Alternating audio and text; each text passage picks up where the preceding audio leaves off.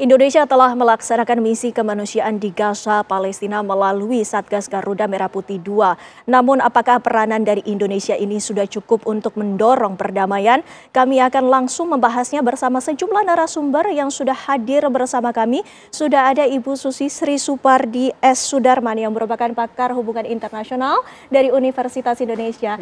Terima kasih Ibu Susi sudah hadir bersama kami. Selamat malam. Terima kasih saya diundang. Selamat malam. Iya Ibu Susi, dan juga telah hadir pula bersama kami Komandan dari Satgas Garuda Merah Putih II, Kolonel Penerbang Puguh Yulianto. Selamat malam Pak Puguh.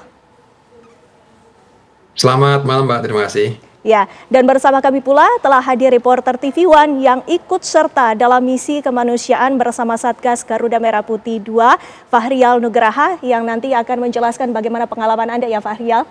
Baik Windy, selamat malam. Ya, malam.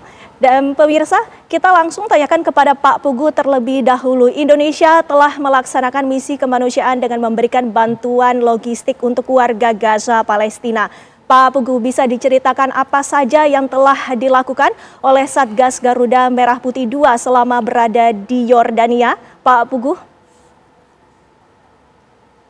Baik Mbak, sedikit menjelaskan terkait dengan kegiatan kita di Jordania.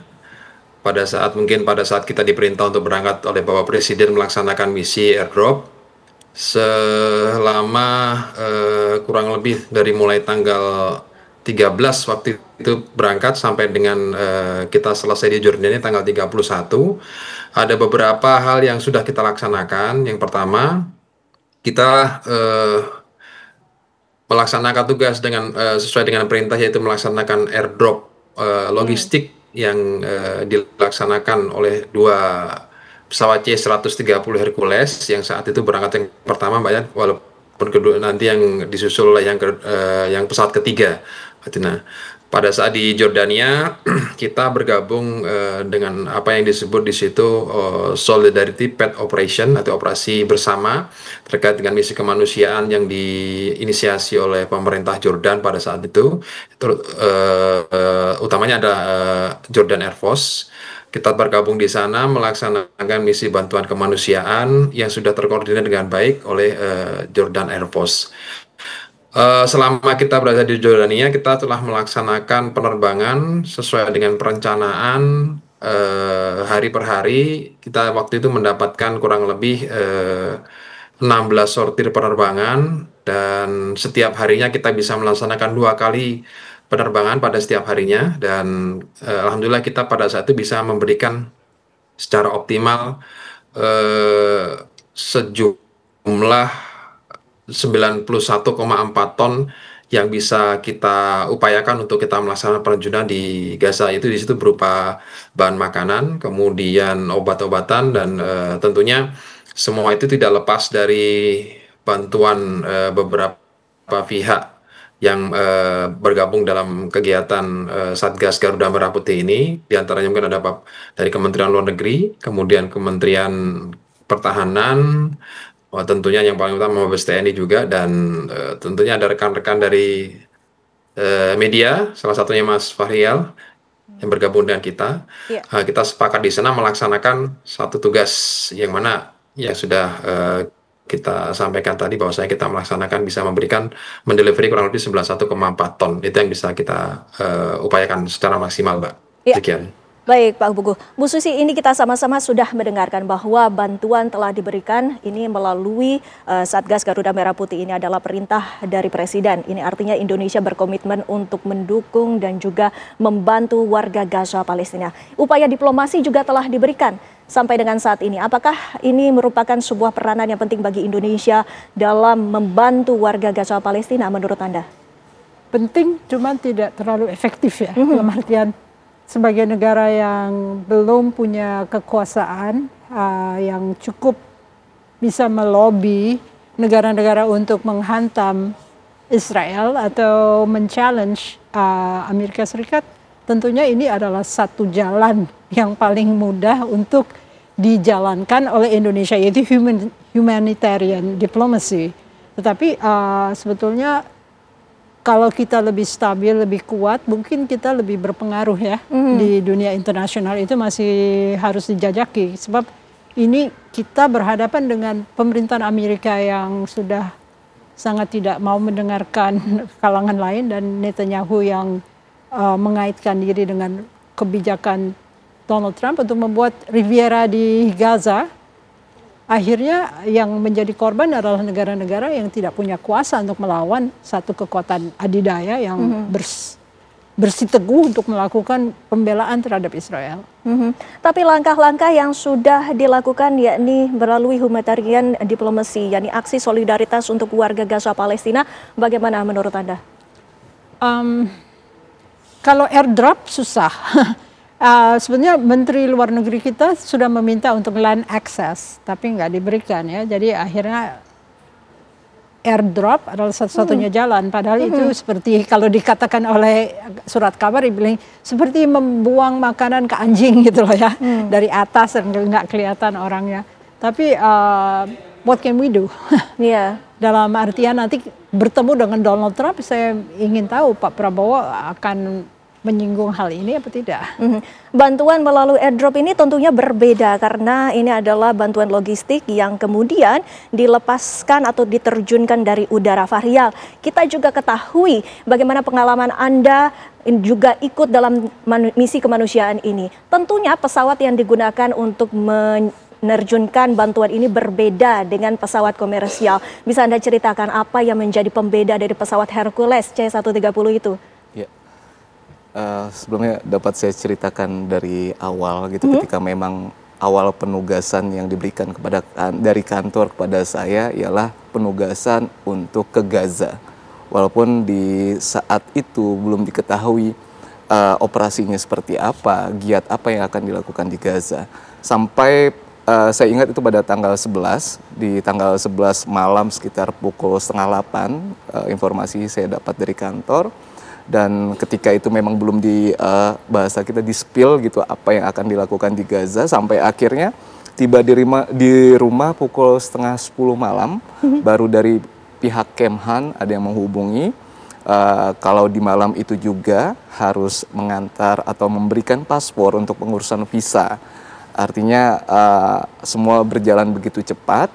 Dan esok harinya pukul 6 pagi kita diharapkan untuk ikut hadir dalam acara pembekalan, dan di situ baru diketahui momen apa, acara apa, giat apa yang akan dilakukan di Gaza, sampai akhirnya kita memahami bahwa operasi yang kemanusiaan yang akan dilakukan untuk warga Palestina di Gaza ialah dengan metode airdrop, dengan menerjunkan logistik-logistik yang sebelumnya sudah logistik yang dari warga Indonesia melalui Bastas dan Satgas Garuda Merah Putih 2 akan diterjunkan langsung dari langit Gaza. Dan ketika memang bercerita soal pesawat Hercules, boleh saya jujur itu adalah pengalaman saya sebagai jurnalis untuk menaiki sebuah pesawat Super Hercules milik TNI Angkatan Udara, yang sebelumnya hanya melihat dari media atau cerita dari rekan sesama jurnalis. Dan untuk operasi kemanusiaan di Gaza yang berjalan beberapa waktu yang lalu, itu membuat saya mungkin menjadi puncak, bisa jadi puncak sebagai pengalaman saya sebagai jurnalis, di mana saya bersama Satgas Garuda Merah Putih yang mayoritas adalah militer, kita yang sipil gitu termasuk media hanya berjumlah 6 orang, dapat dan alhamdulillah mampu menyesuaikan ritme militer yang mungkin, mohon izin Pak Puguh, sedikit lebih tegas, disiplin segala macam. Bukan berarti saya tidak disiplin, namun dalam artinya ada perbedaan gitu kan. Oke, ditahan dulu Fahrial, jangan dihabiskan langsung. Ini kita nanti kita akan membahas lagi apa saja kesulitan-kesulitannya ya Pak Puguh. Kita ingin mengetahui dalam pelaksanaan misi kemanusiaan melalui airdrop ini, apakah dari pihak tim Satgas sendiri menemukan berbagai kendala? Ditahan ya Pak Puguh, usai jeda kami akan membahasnya kembali pemirsa. Kita lanjutkan perbincangan kami, pemirsa. Pak Puguh, tadi kami ingin menanyakan apa saja kendala dan juga kesulitan yang ditemui di lapangan Pak Puguh. Baik, yang pertama tentunya Mbak, kendala yang kita alami di sana adalah terkait dengan perizinan. Karena melaksanakan airdrop di daerah Gaza tentunya otorisasinya sudah bukan menggunakan otorisasi udara di kita, tapi di negara Israel. Nah, untuk mendapatkan izin itu kita sudah berkoordinasi dengan Royal Jordan Air Force itu untuk artinya mereka menginisiasi memberikan misi yang namanya Solidarity Path Operation itu untuk sebagai wadah kita untuk melaksanakan penerbangan. Izin inilah yang menjadi satu hal besar kita untuk bisa melaksanakan penerjunan di area Gaza. Itu yang pertama, Mbak. Yang kedua, tentunya yang menjadi tantangan besar buat kita adalah kita belum mengenal secara betul area yang akan kita laksanakan penerjunan, hanya diberikan titik-titik koordinat tertentu untuk kita melaksanakan penerjunan yang mana daerah tersebut tentunya seperti kita ketahui bersama area-area yang memang rawan konflik, dan tentunya di beberapa bagian pada saat kita melaksanakan penerjunan juga masih terjadi pertempuran antara dua pihak yang sedang bertikai. Nah, hal-hal yang menjadi tantangan kami adalah menyiapkan bagaimana pelaksanaan penerbangan ini berjalan dari awal sampai akhir penerjunan dengan lancar. Demikian, Mbak. Pak Pugu, mengapa dilakukannya metode airdrop? Apakah ini tanpa resiko, Pak Pugu? Pada saat kemarin kita melaksanakan misi dengan sesuai perintah dari Presiden itulah hal yang paling efektif yang bisa kita kerjakan. Tentunya memang banyak hal yang bisa dikerjakan untuk menyalurkan bantuan kemanusiaan seperti mungkin jalan darat, namun di saat kita melaksanakan airdrop itu beberapa jalan via darat tidak boleh masuk, sehingga tentunya semakin menimbulkan tingkat kelaparan yang cukup tinggi oleh saudara-saudara kita di Palestina. Airdrop memang kami rasa adalah satu hal yang paling efektif untuk menjangkau daerah-daerah yang memang sangat terbatasi oleh beberapa batasan-batasan negara-negara Israel yang memang tidak membolehkan warga-warga untuk berada pada daerah-daerah tertentu. Nah, dengan metode airdrop inilah kita bisa mengirim bantuan kemanusiaan ini kepada saudara-saudara kita yang memang pada saat itu membutuhkan. Baik. Tentunya dengan memang Mbak, memang dengan airdrop ini kita tidak bisa melihat secara langsung barang A diterima oleh si B, tapi minimal kita bisa memberikan sedikit atau memberikan sedikit senyuman kepada mereka dengan adanya sedikit harapan dari masyarakat Indonesia yang kita berikan kepada mereka. Baik. Kira-kira demikian, Pak. Ya, Bu Sisi, ternyata penyaluran bantuan melalui jalur udara ini adalah yang paling memungkinkan, Bu Susi. Silakan. Jelas, jelas. IDF kan berkuasa ya. Kalau orang yang mau memberi bantuan dianggap peripheral lah, nggak terlalu penting untuk bisa dihormati kedudukannya. Jadi yang bisa sebetulnya hanya menembus itu hanya Amerika Serikat, tapi unwilling ya. Jadi mereka itu memang sekongkolan dengan Israel untuk melakukan apa yang sedang terjadi di sana. Jadi sayangnya kita belum punya kekuatan untuk bisa melobi Donald Trump tanpa mendapat hukuman. Hampir seluruh dunia semua seperti menjilat Donald Trump dengan mengatakan dia daddy dan sebagainya. Jadi belum ada yang berani untuk menyatakan, kamu salah sebetulnya melakukan hal tersebut karena itu menentang konvensi-konvensi yang sudah ditetapkan sejak Perang Dunia Kedua. Tapi bagaimana ya? The strong will do what it can, the weak suffer what they must. Ya. Jadi kita harus terima bahwa kenyataan ini memang nyata ya. Walaupun kita bilang bebas aktif, freedom in thinking and freedom in action. Tapi dalam kenyataannya kita harus tahu siapa yang kuat dan tidak bisa melawan. Jadi kita harus menerima kondisi yang serba terbatas. Hanya menghimpun sahabat-sahabat untuk bisa menembus, misalnya dengan bersahabat dengan Jordan saja sudah bisa dibantu koridor udaranya. Kalau tidak kan bagaimana kalau misalnya ditembak Herculesnya oleh rudal Israel? It's risky. Resiko ini pun tentunya dialami oleh Fahrial. Ini bagaimana rasanya detik-detik penyaluran bantuan secara airdrop ini, melihat secara langsung di atas langit Gaza Palestina, Fahrial? Ya. Seperti yang dikatakan Pak Puguh tadi sebagai Komandan Satgas Garuda Merah Putih II, kita punya kebiasaan ketika memang akan melakukan operasi ke Gaza untuk menerjunkan logistik gitu. Biasanya akan ada briefing atau upacara sederhana yang menyampaikan, mengingatkan seluruh personil yang terlibat dalam operasi untuk tetap mematuhi aturan yang sudah ditetapkan pada akhirnya supaya risiko itu tidak terjadi pada saat penerjunan logistik. Hal itu yang selalu kami ingat gitu. Artinya segala sesuatu akan terjadi tanpa diprediksi gitu kan.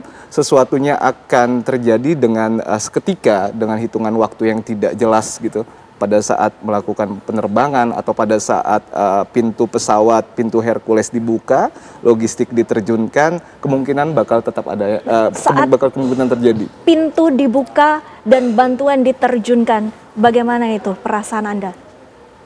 Karena saya hadir pada saat Satgas mempersiapkan segala sesuatunya, packaging, materi logistik yang dibungkus segala macam, saya paham bagaimana kerja keras dari Satgas melalui tim leasingnya atau tim Satgas yang lainnya.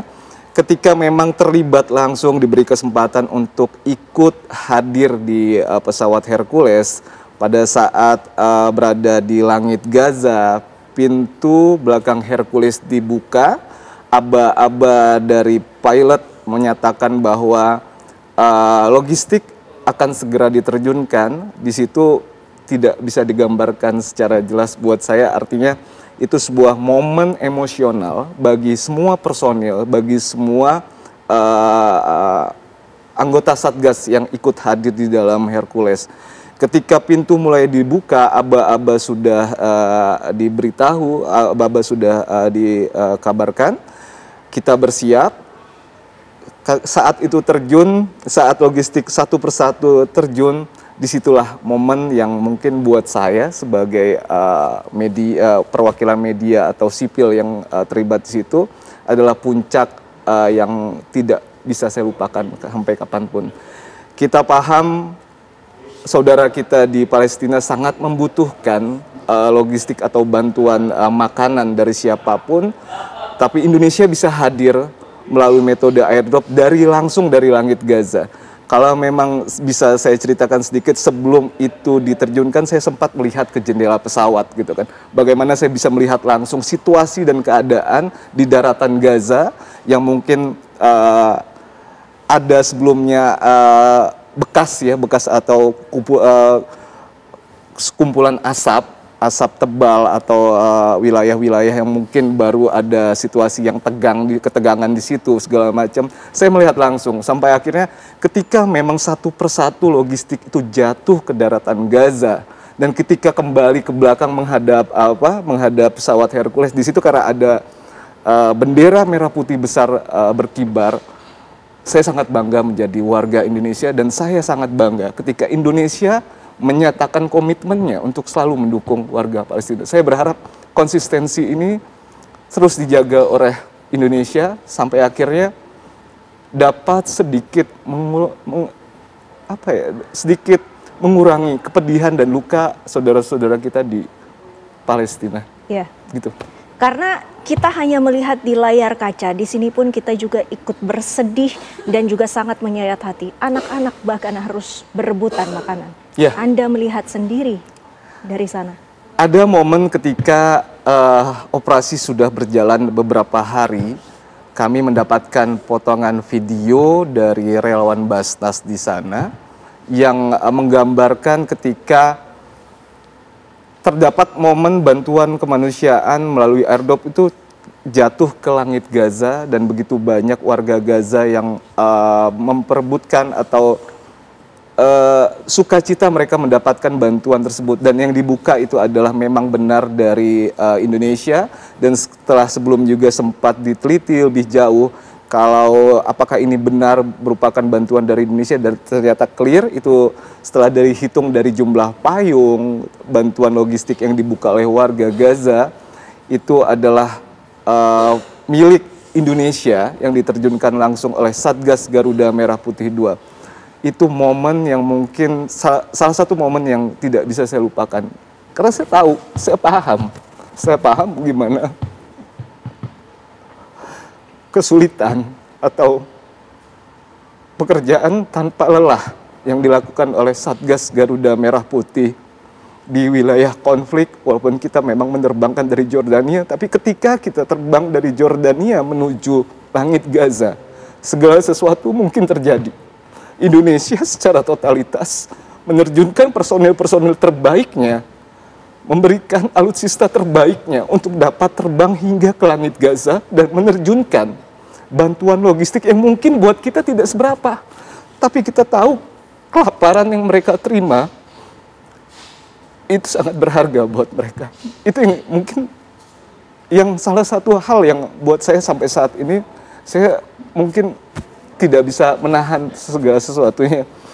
Dan itu luar biasa. Saya berharap kita sebagai negara berkembang, Indonesia semakin jaya, semakin bisa berguna untuk saudara-saudara kita di Palestina. Baik. Apresiasi yang sebesar-besarnya, Pak Puguh, kami berikan kepada tim yang sudah berupaya semaksimal mungkin. Namun kami ingin mengetahui pula, tentunya semuanya berjalan dengan lancar. Namun sedianya antisipasi pun juga telah dibahas. Bagaimana dari tim Satgas Garuda Merah Putih 2 ini juga telah melakukan persiapan untuk mengantisipasi resiko-resiko yang kemudian kemungkinan terjadi, Pak Puguh. Baik, Mbak. Memang kita dari awal sudah mengantisipasi pada saat pelaksanaan penerjunan. Kita sudah bisa membaca area kita yang akan kita laksanakan. Sejauh sebelum kita melaksanakan persiapan, kita sudah berkoordinasi dengan pihak Jordania Air Force terkait dengan kemungkinan atau resiko yang akan kita alami di saat kita melaksanakan penerbangan. Sesuai yang disampaikan Mas Fahrial, bahwasanya kita tidak mengetahui apa yang terjadi di daerah tersebut. Untuk mengantisipasi hal tersebut, tentunya saya melaksanakan briefing kepada seluruh anggota, seluruh Satgas.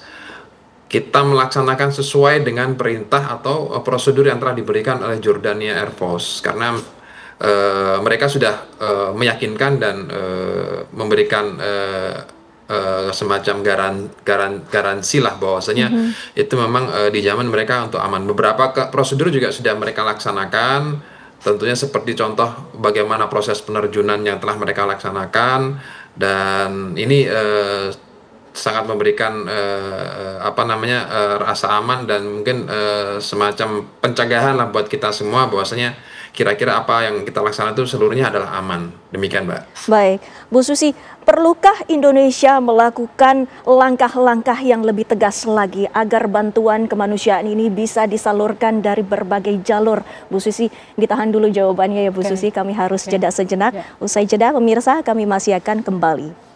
Kita lanjutkan perbincangan kami, Bu Susi, melanjutkan tadi pertanyaan yang sempat menggantung. Apakah dari Indonesia sendiri membutuhkan langkah-langkah yang konkret agar penyaluran bantuan kemanusiaan ini bisa disalurkan melalui jalur yang lainnya, baik itu darat maupun laut, Bu Susi? Jadi saya pakai paham hubungan internasional ya. Jadi ini ada yang disebut globalisasi itu memberikan space tapi tidak memberikan place. Place ini bisa menjadi daya tarik untuk elit bersatu dengan masyarakat.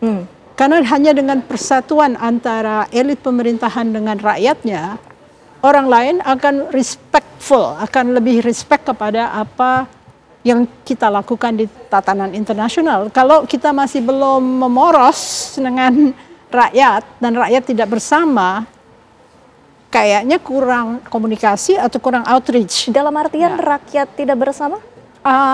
Sering-sering digaungkan bahwa kami melakukan ini, civilian juga ikut, dan menunjukkan bahwa solidaritas itu bisa diwujudkan dengan dunia pada saat globalisasi itu agak keteteran ya, dalam artian dia memberikan space tapi dia tidak memberikan place. Nah ini satu saat di mana globalisasi itu bisa menjalankan dua-duanya, solidaritas kepada Palestina tapi juga place untuk Indonesia menempatkan diri tapi menempatkan diri secara wajar dalam artian dekat, domestic politics dibereskan, sehingga pemerintahannya kelihatan terdukung. Nah, masalahnya kan kalau diplomasi kita menjadi lemah, hanya karena kita tidak di-respect, dan respect itu it's not easy. Nah, itu harus selalu di-gain, bukan dipaksa. Ya. Lantas langkah konkret apa yang sedianya harus dilakukan oleh negara Indonesia ini, khususnya untuk mendorong agar adanya kedaulatan terhadap Palestina? Selain itu adanya perdamaian di Gaza, Palestina. You can try your best, tapi Amerika itu terlalu bebal ya. Jadi akhirnya hanya dengan kekuatan rakyat bersama-sama pemerintah, baru orang lain merespek tindakan Indonesia. Kalau tidak, kita akan seakan-akan elitnya jalan sendiri, rakyatnya kemarin diwujudkan dalam demonstrasi yang jadi terkenal di seluruh dunia, yang harusnya sebetulnya itu tidak pas untuk saat dimana kita ingin membantu rakyat Palestina yang sebetulnya harus dimerdekakan dan didukung oleh 142 votes di General Assembly ya. Iya. Jadi kayaknya miss point itu adalah pemerintah harus paham bahwa rakyatnya ini harus diajak serta. Untung ada Pak Faria. Ada wartawan yang ikut embedded di kalangan military untuk menunjukkan bahwa yes, globalisasi provide space, tapi it also provide place kalau dilakukan secara benar. Karena itu yang lost ya. Jadi kalau pikir globalisasi, orang lupa akan tanah air, akan patriotisme. Patriotisme bisa diwujudkan dengan outreach kepada rakyat bahwa kami melakukan sesuatu yang sebetulnya manusiawi dan harus didukung oleh segenap rakyat Indonesia. Kalau tidak ya akan sulit. Termasuk upaya diplomasi, salah satunya adalah Presiden Republik Indonesia yang rencananya akan hadir dalam sidang Majelis Umum PBB yang akan diselenggarakan di New York, Amerika Serikat. Ini juga akan salah satu poin yang dibahas adalah Gaza, Palestina. Bu Susi. Ya, selama kita masih ada luapan amarah dari rakyat Indonesia yang kesal dan kecewa, tentunya mereka akan melihat kita seakan-akan tidak terlalu efektif ya, karena tidak dianggap. Bagaimana mungkin, karena aksi solidaritas di Indonesia itu sudah berkali-kali dilakukan oleh rakyat Indonesia, Bu Susi. Pidatonya, apakah pidato itu spesimen dari to build the world anew, seperti Soekarno, anti-imperialisme, anti-kolonialisme, apa cukup berani untuk menyatakan yang demikian? Ini kan masalah-masalah yang sebetulnya menarik rakyat Indonesia untuk turut serta, tapi karena tidak ada diskursus, seakan-akan ya dia usahakan secara internasional, tapi rakyatnya di mana? Baik. Nggak nyambung gitu loh ya, kalau menurut saya. Pak Puguh, dalam penyaluran bantuan logistik di Gaza, Palestina, kami memahami betul bahwa ini bukanlah sebuah tugas semata ataupun kewajiban, tetapi di situ adalah seorang prajurit yang merupakan pertama manusia melihat rakyat Gaza, Palestina yang sedang menderita, Pak Puguh. Ya, sebagai seorang manusia memang kami sudah dari awal sampaikan kepada seluruh tim Satgas bahwasanya kita ini adalah representasi dari negara kita untuk memberikan bantuan kemanusiaan kepada saudara-saudara kita di Palestina. Apa yang kita bawa ini sebenarnya adalah bentuk kepedulian masyarakat Indonesia, karena apa yang kita terjunkan pun merupakan sumbangan dari masyarakat Indonesia yang melalui Basnas yang pada saat ini berada di Jordania untuk mengakomodir itu. Sehingga pertama dari kita sepakat bahwasanya ini adalah mengedepankan rasa kemanusiaan. Apapun yang terjadi terhadap misi ini pun kita tepat sepakat bahwasanya kita mengedepankan rasa kemanusiaan kita untuk menolong saudara-saudara kita di Gaza. Hanya inilah yang kita bisa laksanakan selaku personel-personel yang terpilih untuk melaksanakan misi kemanusiaan ini. Demikian Pak kira-kira. Pak Puguh, adakah harapan yang bisa dilakukan oleh Indonesia ke depannya untuk masyarakat Gaza, Palestina? Mungkin tentu secara sudut pandang kami, Mbak, ya, mungkin dari sisi yang operasional ataupun belum dalam sisi yang lebih tinggi, tentunya memang solidaritas dari masyarakat Indonesia kepada Palestina ini menurut aku merupakan suatu bentuk yang harus merupakan bentuk nyata. Karena dari apa yang kita laksanakan kemarin, sedikit apa yang kita laksanakan kemarin untuk membantu masyarakat Gaza tentunya atau saudara-saudara di Gaza, itu sudah menjadikan suatu hal yang berarti.